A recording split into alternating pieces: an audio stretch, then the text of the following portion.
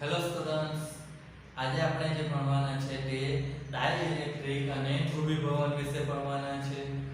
તો મિત્રો, આપણે ડાઇલેક્ટ્રિકની વાત કરતા છે તો પહેલા ડાઇલેક્ટ્રિકનો મતલબ સમજીએ. તો એનો મતલબ અહીંયા કશું નવું નથી. ડાઇલેક્ટ્રિક એટલે અવાહક પદાર્થ હોય તેને જ બીજો એક શબ્દ છે ડાઇલેક્ટ્રિક વડે લખવામાં આવે છે.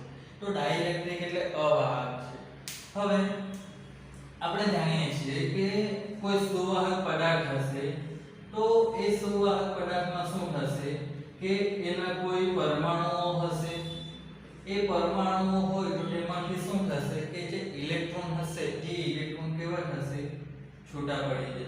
એને થોડીક ઊર્જા મળવાથી એની જે બાહ્યતમ કક્ષાના ઇલેક્ટ્રોન હોય તે શું થાય છે, છૂટા પડી જાય છે.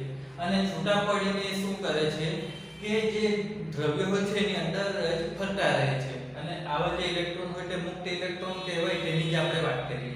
તો મુક્ત ઇલેક્ટ્રોન અંદર ફરતા રહે છે, પરંતુ તે દ્રવ્યમાંથી બહાર જઈ શકતા નહીં હોતા. હવે આ ઇલેક્ટ્રોન નીકળી જાય તો જે પરમાણુ હોય તે હવે શું થાય છે, ધન આયન બની જતો હોય છે. હવે આવા જે સુવાહકની આપણે વાત કરીએ છીએ તો એ સુવાહકને જ્યારે આપણે કોઈ બાહ્ય વિદ્યુત ક્ષેત્રમાં મૂકીએ છીએ, આ બાજુ ધન આ બાજુ ઋણ, તો વિદ્યુત ક્ષેત્રની દિશા ધનથી ઋણ.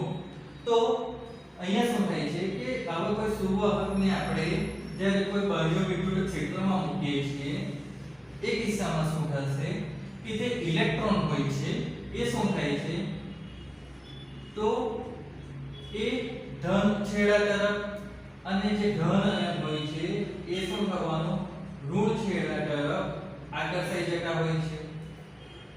હવે આવું આકર્ષણ ક્યાં સુધી ચાલે, તો અહીંયા શું થશે કે જે સુવાહક પદાર્થ છે એની અંદર એક તરફ ધન વીજભાર એક તરફ ઋણ વીજભાર ભેગો થઈ જાય તો પરિણામે એની અંદર શું થશે, ધનથી ઋણ દિશામાં એક આંતરિક વિદ્યુત ક્ષેત્ર ઉત્પન્ન થવાનું છે. હવે અહીંયા શું થશે, તમે જુઓ તો બાહ્ય વિદ્યુત ક્ષેત્રની દિશા આ છે અને અંદર શું થશે કે એક તરફ ધન વીજભાર અને એક તરફ ઋણ વીજભાર ભેગા થતા જાય અને પરિણામે શું થશે કે અંદર પણ એક આંતરિક વિદ્યુત ક્ષેત્ર ઉત્પન્ન થવાનું, જે પ્રેરિત વિદ્યુત ક્ષેત્ર હશે. બાહ્ય વિદ્યુત ક્ષેત્રના લીધે પ્રેરિત થતું વિદ્યુત ક્ષેત્ર છે. તો આ આંતરિક વિદ્યુત ક્ષેત્ર ઉત્પન્ન થાય તો ક્યાં સુધી એવું થતું રહેશે કે આ તરફ ઇલેક્ટ્રોન અને આ તરફ ધન વીજભાર ભેગા થાય, તો જ્યાં સુધી બાહ્ય વિદ્યુત ક્ષેત્રનું બરાબર આંતરિક વિદ્યુત ક્ષેત્ર નહીં થઈ જાય ત્યાં સુધી શું થશે કે આ તરફ ઇલેક્ટ્રોન અને આ તરફ ધન વીજભાર ભેગા થતા રહેતા હોય છે. અને પરિણામે શું થશે કે અહીંયા આપણને કુલ વિદ્યુત ક્ષેત્ર કેવું મળશે, શૂન્ય મળતું હોય છે. પરંતુ આ જે વાત છે તે સુવાહકમાં છે. સુવાહકમાં આ રીતે થતું હોય છે. પરંતુ જ્યારે આપણે અવાહકની વાત કરીશું તો અવાહકમાં શું થશે કે અવાહકમાં આ રીતના કોઈ મુક્ત ઇલેક્ટ્રોન હોતા નથી. તો તેના લીધે શું થશે તે આપણે જોઈએ કે અવાહક પદાર્થ છે તો તેની અંદર શું થશે કે કોઈ જાતના મુક્ત ઇલેક્ટ્રોન હોતા નથી, પરંતુ તેની અંદર શું થશે કે ધન અને ઋણ વીજભાર શું થાય છે કે બંને સાથે જ રહેતા હોય છે. અંદર કોઈ મુક્ત ઇલેક્ટ્રોન આપણને મળતા નથી. હવે આવા કોઈ પદાર્થને આપણે જ્યારે વિદ્યુત ક્ષેત્રમાં મૂકશું તો ત્યારે શું થવાનું છે, આ ધન થી ઋણ તરફ વિદ્યુત ક્ષેત્રની દિશા છે. હવે એની અંદર આપણે જ્યારે કોઈ પદાર્થ આવા કેવા ડાઇલેક્ટ્રિક અથવા અવાહકને મૂકીશું એ કિસ્સામાં શું થશે કે જે ધન વીજભાર હોય છે તે શું થશે, ઋણ વીજભાર તરફ આકર્ષાશે અને ઋણ વીજભાર છૂટો પડશે. એ જ રીતે ધન વીજભાર તરફ ઋણ વીજભાર આકર્ષાશે અને છૂટો પડશે. તો અહીંયા શું થાય છે કે જે પરમાણુ હોય છે એને પુનઃ ગોઠવણી થાય છે અને પુનઃ ગોઠવણી થઈને શું થાય છે, આ રીતે વિદ્યુત ક્ષેત્રમાં આપણે ડાઇલેક્ટ્રિકને મૂકીએ ત્યારે એમાં આપણને કોઈ પ્રેરિત ડાયપોલ મોમેન્ટ મળે છે, વિદ્યુત ચાર્જ માત્રા મળે છે, ડાયપોલની ચાર્જ અને એ ડાયપોલની ચાર્જ માત્રાના લીધે શું થાય કે આ તરફ કોઈ ધન વીજભાર આ તરફ કોઈ ઋણ વીજભાર થતો હોય તો પરિણામે અંદર શું થાય છે કે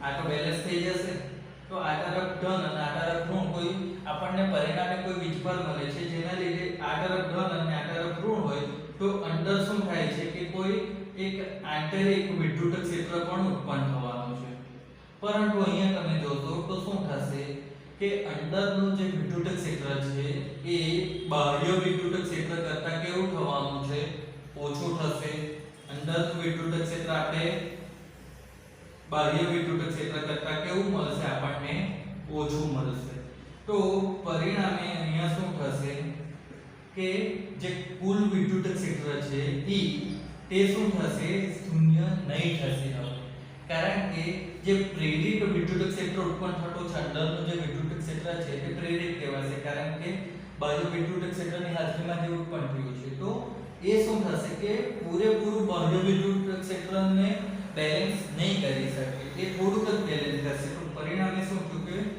બાહ્ય વિદ્યુત જે કુલ વિદ્યુત ક્ષેત્ર હશે તે શૂન્ય નહીં થાય તો આ તો અહીંયા શું થશે કે જે આંતરિક વિદ્યુત ક્ષેત્ર ઉત્પન્ન થાય છે એ શું થશે કે કેટલું ઉત્પન્ન થાય તો એ વસ્તુ શું થશે કે વિદ્યુતભારના ડાઇલેક્ટ્રિકના પ્રકાર પર આધાર રાખે છે તો એના કેટલા પ્રકાર હોય તે જોઈએ આપણે તો ડાઇલેક્ટ્રિક જે છે એના પ્રકાર જે છે તો તે શું થવાના છે બે આવવાના છે એક આવશે પોલર અને એક આવશે એક આવશે ધ્રુવીકૃત અને એક આવશે અધ્રુવીકૃત ધ્રુવીય અને અધ્રુવીય હવે આ ધ્રુવીય એટલે શું તો તમે જુઓ કે HCl H2 આવા જે પરમાણુઓ હોય છે એ પરમાણુમાં શું થાય છે કે એક તરફ H હશે અને એક તરફ Cl હશે તો H જે હોય તે આટલું અને Cl આ રીતે હોય છે H2O ની વાત કરીએ તો O હશે અને H આ રીતે હોય છે જ્યારે અધ્રુવીયની વાત કરીએ તો તેમાં શું હશે H2 N2 આ રીતના અણુઓ હશે હવે એ શું હશે તો એ આ રીતે હશે H N તો આ ધ્રુવીય અને અધ્રુવીય અને આ બંને શું થાય છે તો ડાઇલેક્ટ્રિકના પ્રકાર થાય છે હવે એમાંથી આપણે અધ્રુવીયની વાત કરીએ તો અધ્રુવીયમાં શું થાય છે કે જે ધન વીજભાર હોય છે એ ધન વીજભાર અને ઋણ વીજભાર એકબીજા પર આપાત થયેલા હોય છે તો એના લીધે શું થશે કે અહીંયા કોઈ ડાયપોલ મોમેન્ટ નથી મળવાની ડાયપોલ મોમેન્ટ એટલે કે વિદ્યુત ચાર્જ માત્રા તો અહીંયા શું થશે કે આપણને કોઈ ડાયપોલ મોમેન્ટ નથી મળતી પરંતુ જ્યારે આપણે આવા પદાર્થને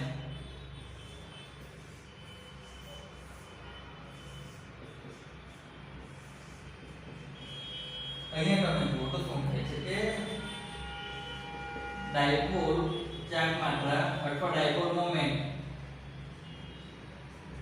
શૂન્ય હોય છે કેમ કારણ કે કોઈ પરમાણુની પોતાની પણ ડાયપોલ ચાર્જ માત્રા નથી તો કુલ ડાયપોલ ચાર્જ માત્રા પણ કેવી થવાની શૂન્ય થશે હવે આવા જે પદાર્થ હોય છે એને આપણે જ્યારે કોઈ બાહ્ય વિદ્યુત ક્ષેત્ર તેમાં મૂકીશું તો એ કિસ્સામાં શું થશે તો આ તરફ ધન વીજભાર આ તરફ ઋણ વીજભાર પરિણામે એ કિસ્સામાં જ્યારે આપણે આવા કોઈ ડાયપોલ ચાર્જ માત્રા જેની શૂન્ય હોય તેવા પદાર્થને આપણે મૂકીશું તો જે ધન વીજભાર જે છે તે શું થશે થોડો ઋણ વીજભાર તરફ આકર્ષાઈ જશે તો પરિણામે હવે જે ધન વીજભાર અને ઋણ વીજભાર બંને એકબીજા પર હતા તે હવે શું થશે આ રીતે છૂટા પડી જશે તો શું થશે કે જે તરફ ઋણ વીજભાર હશે એ તરફ ધન વીજભાર હવે અહીંયા ધન વીજભાર છે તો ઋણ વીજભાર એ તરફ આવી જશે તો હવે શું થશે કે આપણને અહીંયા કોઈ ડાયપોલ ચાર્જ માત્રા મળવાની છે.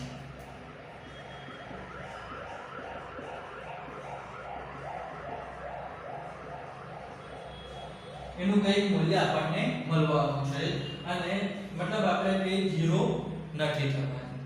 કેમ?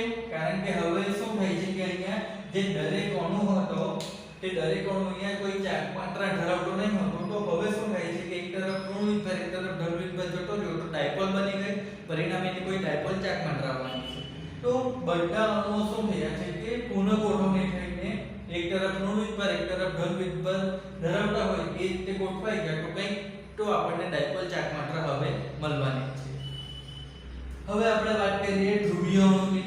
તો ધ્રુવીય અણુમાં શું થવાનું છે કે એમાં સરભરથી જ કોઈ ડાયપોલ ધરાવતા હશે. અહીં આપણે જોયું તેમ કે એક તરફ શું થાય છે કે H એટલે પોઝિટિવ હશે, Cl માઈનસ હશે. તો એક તરફ શું થશે ધન વિદ્યુત એક તરફ ઋણ વિદ્યુત, એક તરફ ધન વિદ્યુત એક તરફ ઋણ વિદ્યુત. તો અહીંયા શું થશે અણુની ડાયપોલ ચાર્જ માત્રા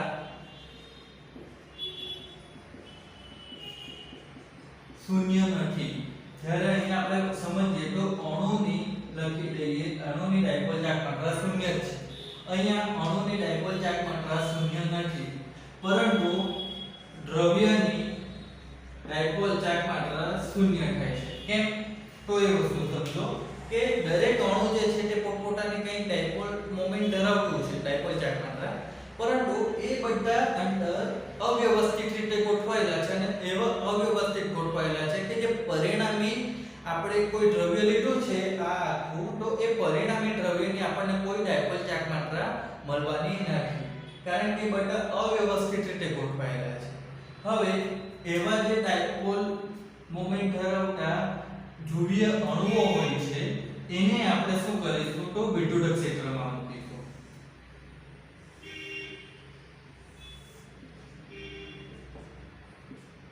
તો હવે જ્યારે આપણે આ રીતે વિદ્યુત ક્ષેત્રમાં મૂકીશું તો એ કિસ્સામાં શું થવાનું છે તો ધન વિદ્યુત જે છે તે તરફ શું થવાનું છે તો આ તરફ ઋણ વિદ્યુત ધરાવતા જે પણ ભાગ હશે ડાયપોલનો ઋણ વિદ્યુત ધરાવતો ભાગ એ બધો શું થશે ધન વિદ્યુત તરફ આવી જશે અને ધન વિદ્યુત ધરાવતો ભાગ એ ઋણ છેડા તરફ જતો રહેવાનો છે.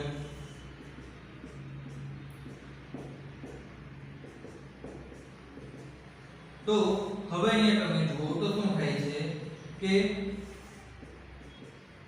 આપણને અહીંયા ડાયપોલ ચાર્જ માત્રા કેટલી મળવાની છે કંઈક તો મળશે જ. જે પદાર્થ છે તેની ડાયપોલ ચાર્જ માત્રા હવે શૂન્ય થવાની નથી. એટલે અહીંયા તમે જુઓ કે ધ્રુવીય પદાર્થ હશે કે આ ધ્રુવીય કે આ અધ્રુવીય. તો બંને કિસ્સામાં શું થશે કે આપણને જ્યારે બંને પદાર્થને કોઈ બાહ્ય વિદ્યુત ક્ષેત્રમાં આપણે મૂકીશું તે કિસ્સામાં શું થશે કે આપણને પદાર્થની અહીં ડાયપોલ ચાર્જ માત્રા મળવાની છે. કેવી? કુલ ડાયપોલ ચાર્જ માત્રા, બરાબર? કુલ ડાયપોલ ચાર્જ માત્રા આપણને ધ્રુવીય હશે કે અધ્રુવીય હશે બંને કિસ્સામાં આપણને કંઈક મળશે. તો આ જે ડાયપોલ ચાર્જ માત્રા છે તો એ ડાયપોલ ચાર્જ માત્રાને આપણે શું કરીશું કે એકમ કદ દીઠ લેશું. તો એકમ કદ દીઠ લેશું તો ત્યારે આપણને શું થશે કે જે રાશિ મળશે એને કહેવાશે પોલેરાઇઝેશન. અહીંયા તમે જુઓ તો શું થાય છે કે જે પદાર્થ છે ડાઇઇલેક્ટ્રિક તેનું શું થાય છે કે એને આપણે વિદ્યુત ક્ષેત્રમાં મૂકીએ છીએ ત્યારે શું થાય છે કે એક તરફ ઋણ વિદ્યુત એક તરફ ધન વિદ્યુત ભેગા થતા જાય છે. તો એ કિસ્સામાં શું થાય છે કે આપણે પદાર્થનું ધ્રુવીભવન થયું એમ કહી શકાય અને એને માપવાનું જે રાશિ છે તે પોલેરાઇઝેશન છે. અને પોલેરાઇઝેશન શું છે તો ડાયપોલ ચાર્જ માત્રા ભાગ્યા એકમ કદ એટલે એકમ કદ દીઠ ડાયપોલ ચાર્જ માત્રા આપણે લઈએ તો તે શું થાય છે કે આપણને પોલેરાઇઝેશન. હવે એક વસ્તુ સમજો કે અહીંયા આપણે જે વિદ્યુત ક્ષેત્ર બાહ્ય જે વિદ્યુત ક્ષેત્ર છે તેની વાત કરીએ છીએ. તો બાહ્ય વિદ્યુત ક્ષેત્ર જો ઓછું હશે તો શું થશે કે આ બધા જે અણુઓ છે તે બધા થોડી એક જ દિશામાં ગોઠવવાના છે. તે જ રીતે અહીંયા પણ જો બાહ્ય વિદ્યુત ક્ષેત્ર જે હશે એ જો ઓછું હશે તો બધા વિદ્યુત બધા અણુઓ કોઈ એક જ દિશામાં થોડી ગોઠવવાના. એ બધા જે છે એક જ દિશામાં ગોઠવાય. એનું કારણ શું છે કે બાહ્ય વિદ્યુત ક્ષેત્ર મોટા પ્રમાણમાં આપ્યું છે.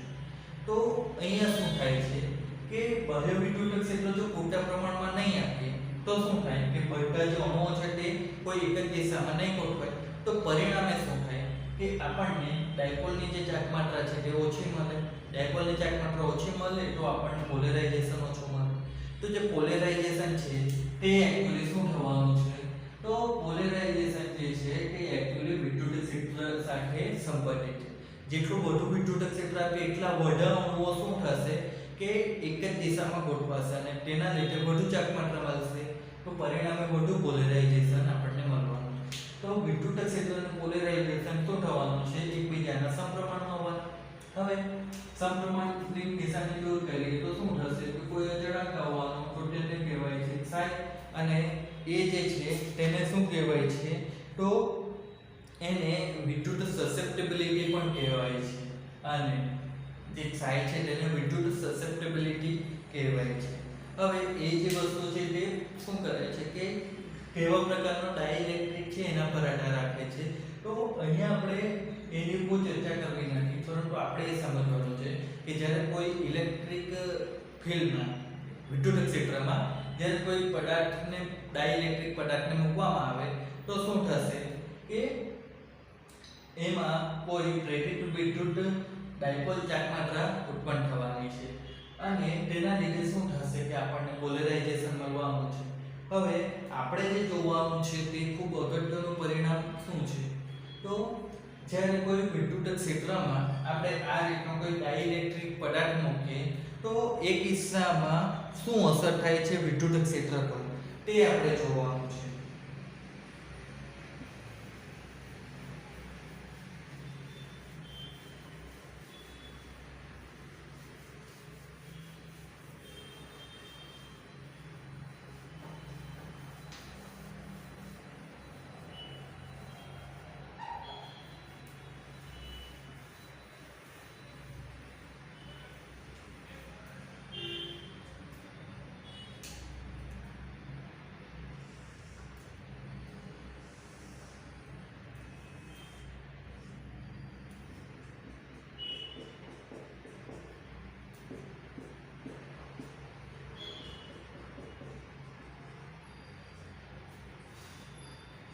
આપણે અહીંયા કોઈ બાહ્ય વિદ્યુત ક્ષેત્ર લીધો છે.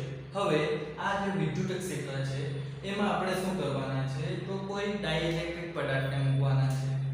તો ડાઇલેક્ટ્રિક પદાર્થ આવી ગયો.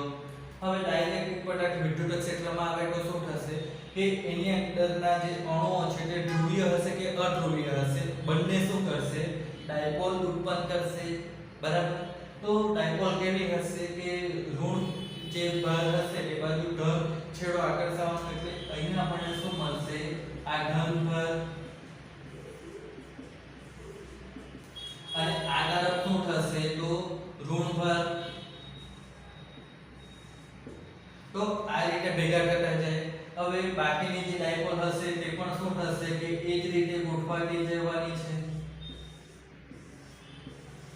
તો આ ધન આવ્યા તો અહીંયા શું થશે ઋણ ભાર આવવા. હવે અહીંયા ઋણ ભાર આવે તો અહીંયા ઋણ ભાર નહીં આવી શકે, ધન ભાર જ આવશે તો જ તે એકબીજાને આકર્ષે. તો શું થશે કે આ રીતે આપણને અહીંયા શું થશે કે ડાયપોલ મોમેન્ટ મળવાની છે, ડાયપોલની ચાર્જ માત્રા મળશે. આ રીતે અણુઓ ગોઠવાયેલા હોય ત્યારે.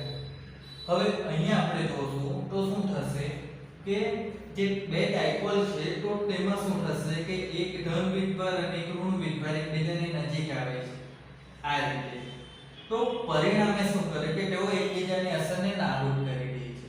તો પરિણામે કુલ વીજભાર કેટલો થવાનો છે તો કુલ વીજભાર અહીંયા શું થશે શૂન્ય થઈ જશે. બરાબર. હવે કુલ વીજભાર શૂન્ય થઈ જશે.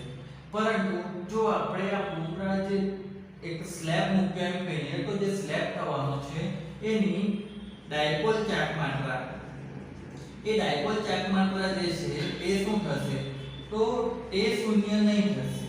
કેમ? કારણ કે ડાયપોલ ચાર્જ માત્રા જે છે એ શું થવાની છે, તો એ એક ડાયપોલ એક અણુની ડાયપોલના લીધે મળતી છે. તો અહીંયા ટોટલી ઘણા બધા શું થયા છે, એક જ દિશામાં ગોઠવાઈ ગયા છે. તો ડાયપોલ ચાર્જ માત્રા શૂન્ય નહીં થશે. એ શૂન્ય ક્યારે થાય કે બધા જે અણુઓ છે તેની ડાયપોલ ચાર્જ માત્રા અલગ અલગ દિશામાં ગોઠવાયેલી હોય ત્યારે એ શૂન્ય થશે. પરંતુ અહીંયા તો એ શૂન્ય નહીં થશે. તો હવે અહીંયા શું થાય છે કે જે છેડા પરના અણુઓ, છેડા પરના વીજભાર હશે,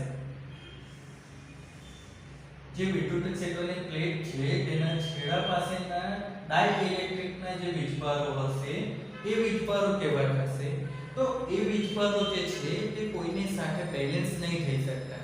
મતલબ આ બધો ધન વીજભાર છે તો એને બેલેન્સ કરવા માટે જે ઋણ વીજભાર જોઈએ તેવું કોઈ નથી મળતું. આ તો પ્લેટનો વીજભાર છે જે આપણે વિદ્યુત ક્ષેત્ર લાગુ પાડ્યું તેનો. એ જ રીતે અહીંયા પણ શું થશે કે આ જે ઋણ વીજભારો મળે છે એને બેલેન્સ કરવા માટે કોઈ નથી. આ તો આપણે વિદ્યુત ક્ષેત્ર બાહ્ય જે છે તેની ધન પ્લેટ છે. તો આ જે અંદર ઋણ વીજભાર અને આ ધન વીજભાર ઉત્પન્ન થયા છે તો એ શું છે, આ તરફ ધન વીજભાર ભેગા થયા, આ તરફ ઋણ વીજભાર ભેગા થયા. તો પરિણામે શું થશે કે અંદર એક આંતરિક વિદ્યુત ક્ષેત્ર ખાલી ઉત્પન્ન થવાનું છે. તમે જુઓ તો આ તરફ ધન વીજભાર, આ તરફ ઋણ વીજભાર, એ લોકો શું થયા કે બેલેન્સ નહીં થઈ શક્યા. તો પરિણામે શું થયું કે આ તરફ ધન વીજભાર ભેગો થયો અને આ તરફ ઋણ વીજભાર ભેગો થયો. અને પરિણામે શું થશે કે અહીંયાથી મતલબ આ દિશાથી આ દિશા તરફ આપણને એક આંતરિક વિદ્યુત ક્ષેત્ર મળવાનું છે. હવે આ આંતરિક વિદ્યુત ક્ષેત્ર મળતું છે તો પરિણામે શું થશે કે અહીંયા કુલ વિદ્યુત ક્ષેત્રની આપણે વાતો કરીએ તે કુલ વિદ્યુત ક્ષેત્ર તે શું થશે, તો વિદ્યુત ક્ષેત્ર બાહ્ય માઈનસ વિદ્યુત ક્ષેત્ર આંતરિક આ રીતે થશે. કેમ? કારણ કે આપણે અહીંયા જોશું તો શું થશે કે બાહ્ય વિદ્યુત ક્ષેત્રની જે દિશા છે એના કરતાં આંતરિક વિદ્યુત ક્ષેત્રની દિશા અલગ છે, વિરુદ્ધ છે, અલગ નહીં વિરુદ્ધ છે. તો પરિણામે બંને કુલ વિદ્યુત ક્ષેત્ર મેળવવું હોય તો શું થશે કે બંનેનો સરવાળો કરીએ પરંતુ દિશા વિરુદ્ધ છે તો આપણે માઈનસ મૂકીએ. એટલે હવે અહીંયા તમે જોશો તો આપણે જે લાગુ પાડેલું હતું વિદ્યુત ક્ષેત્ર તે કયું બાહ્ય વિદ્યુત. તો હવે કુલ વિદ્યુત ક્ષેત્ર કેટલું રહ્યું, તો બાહ્ય વિદ્યુત ક્ષેત્રમાંથી કંઈક ઓછું થઈ ગયું છે.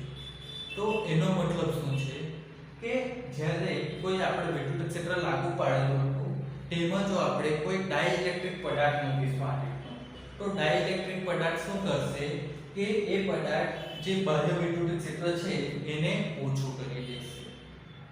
આ વસ્તુ જે છે તે ડાઇલેક્ટ્રિકની અસર તરીકે આપણે સમજાવીએ છીએ. એટલે જ્યારે બાહ્ય વિદ્યુત ક્ષેત્રમાં કોઈ ડાઇલેક્ટ્રિક પદાર્થ મૂકીશું તો વિદ્યુત ક્ષેત્ર કેવું થવાનું છે, તો ઓછું થઈ જશે. કેમ ઓછું થઈ જશે, તો એ જ વસ્તુ અહીંયા આપણે જોયું છે કે એક છેડા તરફના જે ધન વીજભાર હશે તે શું થશે, બેલેન્સ નહીં થઈ શકશે. એટલે એક છેડા તરફ ધન વીજભાર, એક છેડા તરફ ઋણ વીજભાર બેલેન્સ નહીં થઈ શકે એટલે ઋણ વીજભાર ભેગા થશે. પરિણામે ડાઇલેક્ટ્રિકની અંદર શું થાય છે કે એક આંતરિક વિદ્યુત ક્ષેત્ર ઉત્પન્ન થાય છે. અને એ વિદ્યુત ક્ષેત્ર કેવું હશે, તો બાહ્ય વિદ્યુત ક્ષેત્રની વિરુદ્ધ દિશામાં હશે. અને પરિણામે શું થશે કે જે કુલ વિદ્યુત ક્ષેત્ર મળવાનું છે એ શું થઈ જશે, તો શરૂઆતનું હતું એના કરતાં ઓછું થઈ જશે. તો આ જે વસ્તુ છે ને શું કહેવાય, ડાઇલેક્ટ્રિકની વિદ્યુત ક્ષેત્રમાં અસર કહેવાય છે. તો આજે આપણે જે જોયું મિત્રો કે ડાઇલેક્ટ્રિક અને ધ્રુવીભવન. ધ્રુવીભવન એટલે એક તરફ ધન વીજભાર અને એક તરફ ઋણ વીજભાર જતો રહે તો તે ધ્રુવીભવન થઈ ગયું કહેવાય.